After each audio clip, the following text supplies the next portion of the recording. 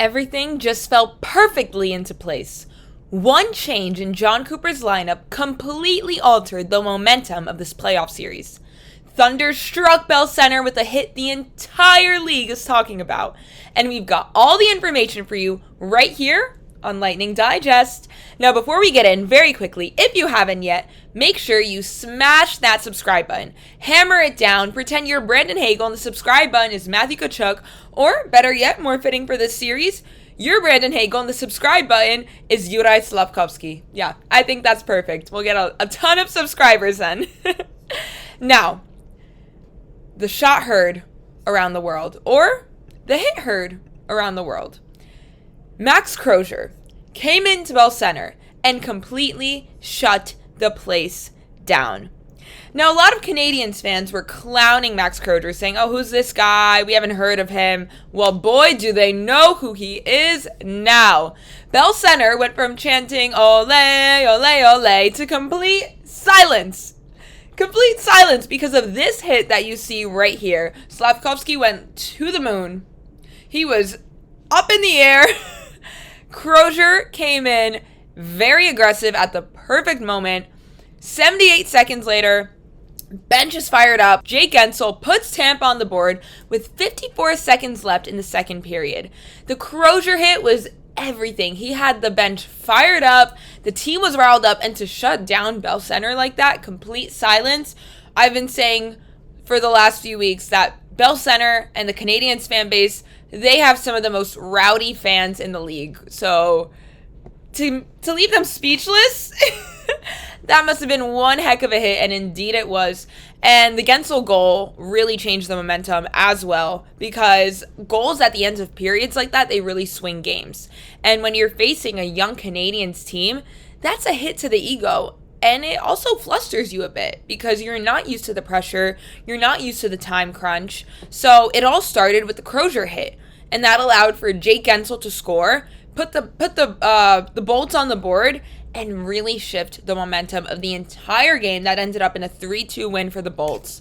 And Crozier just really was such a game changer to this series. In terms of the hit he had on Slafkovsky, he said, head down, going through the middle. Yeah, it was pretty easy to line it up. All right. Pretty easy to line it up. I'd like to see myself try and line up a hit like that. No shot. I'd probably be the one going to the moon up in the air like Slafkovsky was. But yeah, Crozier, as you can see right here, this is just one example of the physicality he brought to the game. So I'm so happy to have seen him in the lineup in place of Scott Sabrin and Connor Geekie. And Crozier's physicality certainly rubbed off on the rest of the team. I was very impressed by our penalty kill in the third period. And if we can play like that in Game 5 tonight, then I think we have a pretty good shot at advancing to 3-2 in the series. The third period it incorporated 2 minutes and 33 seconds of the most stressful 2 minutes and 33 seconds of my life. Now, for those of you who have been watching, I was in Greece, and I was actually on the plane during the game.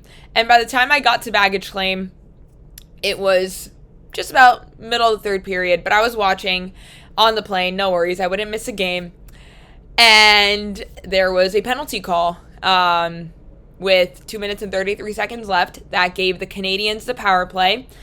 And when you have a power play that late in a period, it's very dangerous because even though the man advantage is for 2 minutes, if they're on a roll and they have their momentum going, then that final 33 seconds in the period can be lethal. And we had the lead. We were up 3-2. And, all right. Penalty kill, man advantage, fine. But no, the Canadiens hit us with the 2-man advantage. And I was stressed. I was pacing back and forth at baggage claim. The Canadiens, they took Daubas out. Empty net, giving them extra man on the ice. And I was freaking out. There was nothing I could really do watching on my phone miles away from from the Bell Center. But they got it done. And I was really impressed by the penalty kill. They cleared every chance that they could, and it was not easy, but they did it. And one of the MVPs of this entire game was, per usual, Brandon Hagel, clutch as always, clutch on the penalty kill, Clutch in every aspect in the locker room, on the ice, wherever you need him. This is the guy, and I'm shocked he's not wearing a C. But I have a feeling that soon he might be, or at least an A on the jersey. He deserves that. But I really would like to see him wearing the C if we don't see Hedman coming back soon. But if not now, then in the future, I definitely see Hagel taking on that leadership role. He tied the game on the power play, scored a go-ahead goal with 4 minutes and 43 seconds left. And just another one of those plays that gives the team the energy and the fire that they need. He's an absolute dominating leader on this team, as is McDonagh. McDonagh actually played his 200th playoff game. And this is really what separates the Bolts from the Canadiens in this series, is our experience and the veterans that we have. When you go to the young guys like Crozier had an incredible game, and he spoke of Ryan McDonagh. He said he's the ultimate playoff performer. He does everything for the Crest on the front and whatever it takes, whether it's taking hits, giving hits, or blocking shots. He does everything that he's asked. He's a prime example of what every defenseman should try to be like in the playoffs. It's been phenomenal to be around him this year, and especially this last week in the playoffs.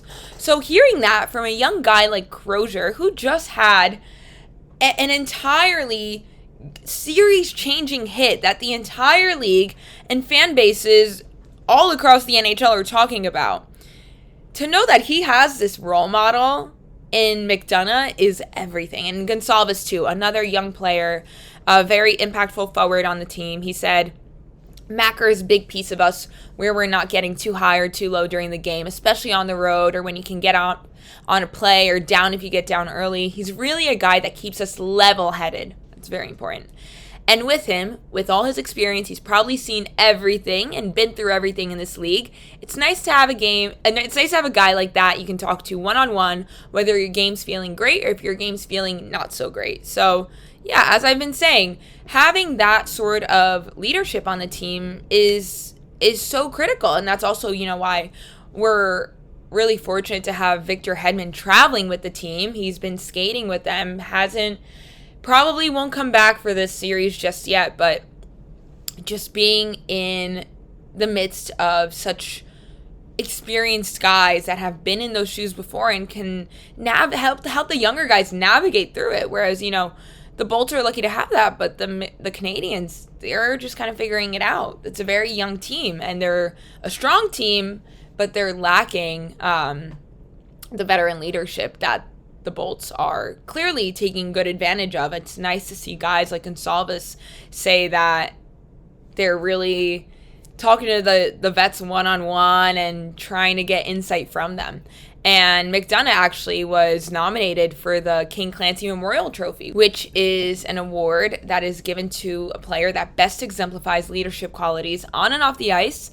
And clearly McDonagh has made a very noteworthy humanitarian contribution in his community, which is why he's been nominated for this trophy. It's a huge honor to him, and no doubt to his leadership. We just saw 2 examples from guys who have stepped up as young players, Crozier and Gonçalves, saying how much having McDonagh on this team means to them.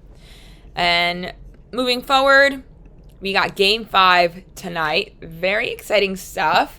If the Bolts win tonight, this will be Coop's 91st Stanley Cup playoff win. He got his 90th in Game 4. And this is going to be everything tonight. The Bolts are playing at home ice, and every matchup up until this point has been a 1-goal game. So clearly not winning in regulation has been an issue. And Game 4 was the first win in regulation, and it went to the Bolts. Before that, we had 3 overtime nail-biters. And at this point, we're at Game 5. The Bolts know Benchmark International Arena. We also know Bell Center. Bell Center is no longer an obstacle. I don't think that playing in Montreal is anything to be concerned with anymore, because clearly Bell Center did not live up to its expectations of rowdiness and hype. If it literally fell silent after a huge hit to Slafkovsky from Max Crozier. So if the Bolts can overcome 2 games there, they already won 1 and lost 1, but either way, they got through 2. And one of them ended up being a win in regulation, which makes them the first team to do so in this series. I think they can really change the dynamic tonight. Neither team has won back-to-back games, so adding on to that, if the Lightning do that tonight, the momentum will completely change, and I think I see an advance to round 2 much more clearly. But it all depends on tonight. The Lightning have to finish. They have to be smart about their penalties. They can't be taking stupid penalties like they did in the first game of the series. I don't even want to think about that. I crossed that out of my mind. But if they can really keep flowing with the momentum that they've been on and be smart on the ice, keep coming in with that physicality, I trust in Coop's lineup. Clearly putting Crozier in was the right move, and it was a huge move at that. Then I think it'll be a good game tonight. And I got a parlay going, everyone, so please pray that I win some money. And if you got this far, thank you again so much for tuning in. Make sure you subscribe, send some good energy for my parlay. I'll keep you guys updated. And go Bolts!